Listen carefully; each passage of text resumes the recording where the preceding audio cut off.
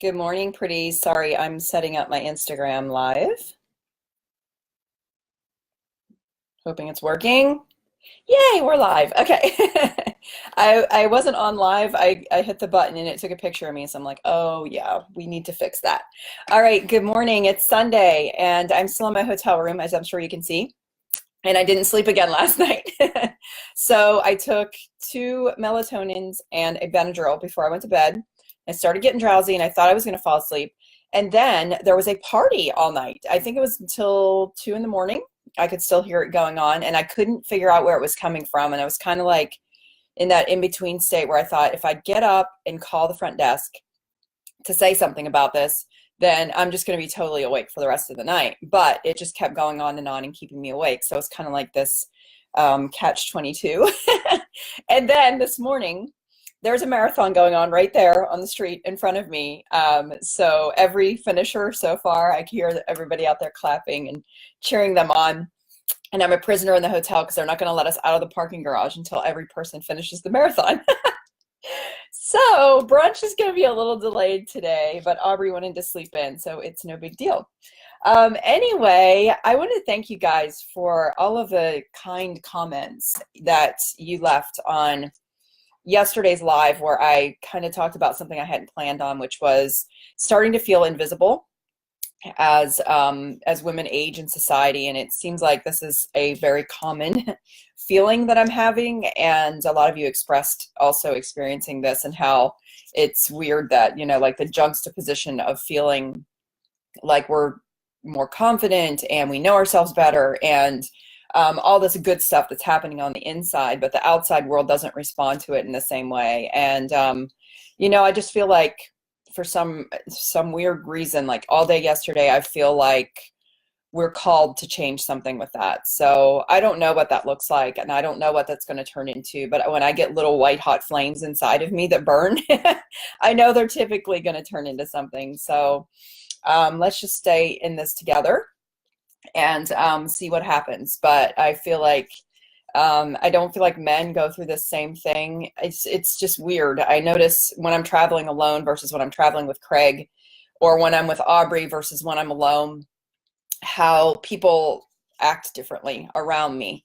And I just think it's really interesting. And I also think it's a little bit discouraging, but I also think this is something that we can change. Plenty of things have changed, and why isn't this one of them? So stay tuned if you're in that boat with me. But anyway, let's get to today's lesson for the Rediscover Me challenge, and it's on gratitude. And this is one of my favorites, and I love that it's on a Sunday, and we're getting to talk about this. So this is yesterday's exercise. So I work a day later. So if you already went through this one, then this will just be a rehash of yesterday's. But gratitude is so powerful, and there's so much research that backs it. We just did a sermon series on happiness at our church. A lot of you always ask what my church is. It's Chase Oaks Church, and you can check it out at chaseoaks.org. They have live sermons every Sunday. As a matter of fact, Pastor Jeff's probably getting ready to start one now. I'll be tuning in after this. And anyway, one of the sermons in that series was about gratitude, and I explained in the exercise all of the things that research supports, that an attitude of gratitude is better for your physical health. People sleep better that are grateful, which last night in the past 2 nights in this hotel room are no measure of my gratitude. They're more a measure of being out of my element and hormones. I have to say, I'm sure that plays a role in it too. And they also spend more time exercising. People with an attitude of gratitude have lower levels of stress hormones in their blood. That's important. And they undo the cardiovascular after effects of negative emotions. So practicing gratitude has a powerful effect on our mental and physical health, and it feels really good. So I've talked about my prayer journal and how I write in it every single day. I keep it on my laptop, so I have it with me everywhere that I go. And one of the things that I try to do in that prayer journal is, no matter what's going on in my life, like crazy stuff can be going on. And we had just some weird, crazy stuff happened these past few weeks. Aubrey got into a little fender bender accident in a parking garage. And as luck would have it, it was with an auto accident attorney. And although we got video and the insurance company said that basically they're like she was on Aubrey's side, but Aubrey wasn't able to stop fast enough. So they said, you know, you each need to be, you know, our insurance companies are each going to be responsible for the damages.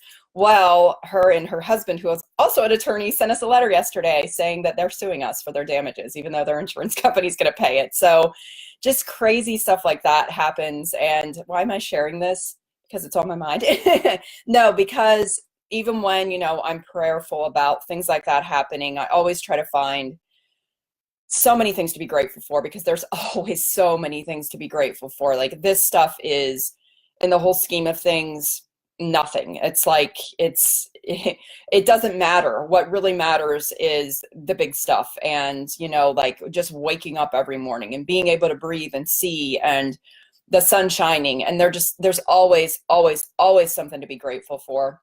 And one of the things that I've found to have really deepened my gratitude practice over the past few years is finding the silver lining in bad situations like that one, and finding the ways that it helps me develop my character, or it opens dialogue in our family, or there are just so many blessings in the challenges too. And I think that that's really the hardest thing, is sometimes we have to reframe the negativity in our lives into something that's positive. So, you know, that's really the challenge this week. I want you to find at least 3 things every morning or evening to be grateful for. And I would love for you to keep these in your journal. I do it in the mornings, but a lot of people like to keep their journal on their bedside table and pick it up at night and write their things that they're grateful for. But it really does. And I think that that's a great way to bookend your day. You know, sometimes I'll do it in my journal in the morning, and then whenever I say my prayers at night, I'll list out all the things I was grateful for in the day.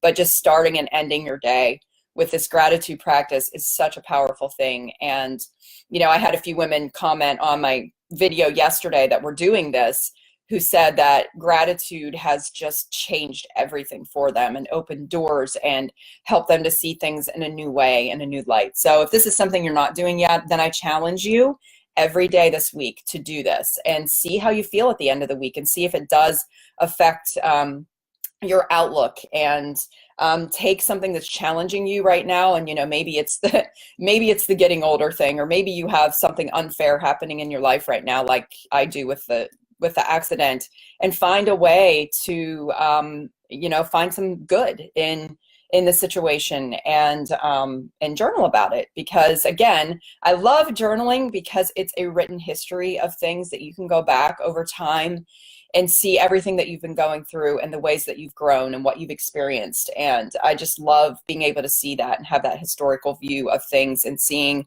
for me personally, God's faithfulness in our journey. So anyway, that's all I got for you today. Aubrey and I are going to head to brunch as soon as the last marathon finisher goes across the finish line. I should probably head down there and start like cheering them on. Come on, I need to get out of my parking garage. But I hope you guys have an awesome Sunday, and I will see you back here tomorrow. Thank you so much for tuning in. I'll see you guys soon. Bye.